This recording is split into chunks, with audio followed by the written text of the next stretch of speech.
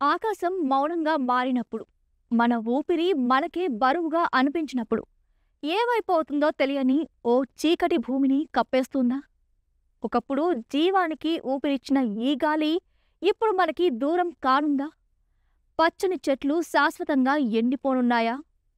మనం బ్రతుకుతున్న ఈ నీలి గ్రహం మళ్ళీ కోట్ల సంవత్సరాలు వెనక్కిపోతుందా? అవును, మనకు కనబడని వేళల్లో భూమి తన ప్రాణాలను వెనక్కి లాక్కుంటుందట. ఊపిరి తీసుకోవడం కూడా కష్టంగా మారబోతుందట. మనం బ్రతికేందుకు అవసరమైన ఆ జీవవాయువు దాని మార్గాన్ని మరచిపోతుందట. ఇది ఎవరూ ఊహించని నిజం. శాస్త్రవేత్తలు చెబుతున్న ఈ మాటలు మన మనస్సును కొల్లగొడుతున్నాయి. ఇంతకీ అసలేం జరగనుంది? మన శ్వాస ఆగిపోనుందా? అసలు సైంటిస్టులు ఏం చెప్పారో ఇప్పుడు తెలుసుకుందాం. భవిష్యత్తులో భూమి వాతావరణం పూర్తిగా మారబోతుందని స్పష్టమైంది.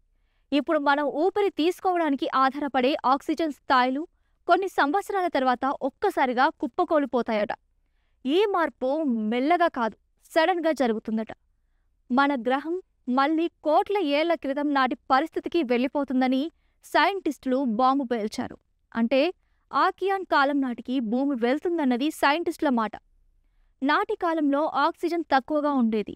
జీవానికి అనుకూలంగా లేని వాతావరణ పరిస్థితులు ఉండేవి. అప్పట్లో గాలిలో మీథేన్ ఎక్కువగా ఉండేది. కొన్నాళ్లకు మళ్లీ అలాంటి వాతావరణమే ఏర్పడే అవకాశాలున్నాయి.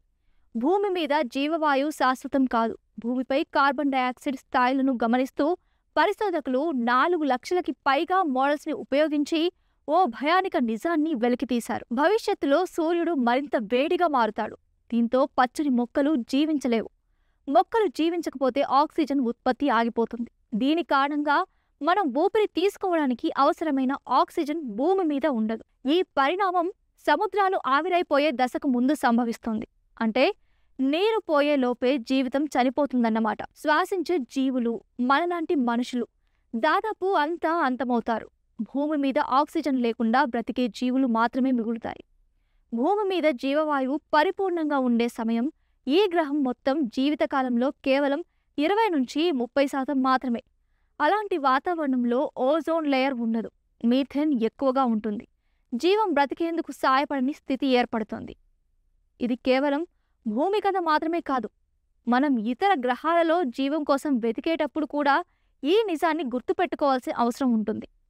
ఇక మొత్తంగా చూస్తే ఓ విషయం మాత్రం అర్థమవుతోంది. భూమి చివరి శ్వాస తీసుకునే దశ దగ్గర పడుతోంది. ఆ రోజు ఎప్పుడు వస్తుందో ఎవరూ ఖచ్చితంగా చెప్పలేరు. కానీ శాస్త్రవేత్తలు ఊహించిన దృశ్యం మాత్రం ఆలోచించిన కొద్దీ గుండెల్లో పిడుగులా పడుతుంది. ఆ రోజున భూమి మీద పచ్చని చెట్లు ఉండవు. ఆకాశంలో ఎగిరే పక్షులు ఉండవు. సముద్రాల్లో ఈదే చేపలతో పాటు జీవం కదలాడే ప్రతి రూపం మాయమైపోయి ఉంటుంది. భూమి మీద వెలుతురు ఉన్న జీవానికి ఆసరా ఉండదు. కొన్నేళ్లపాటు పోరాడిన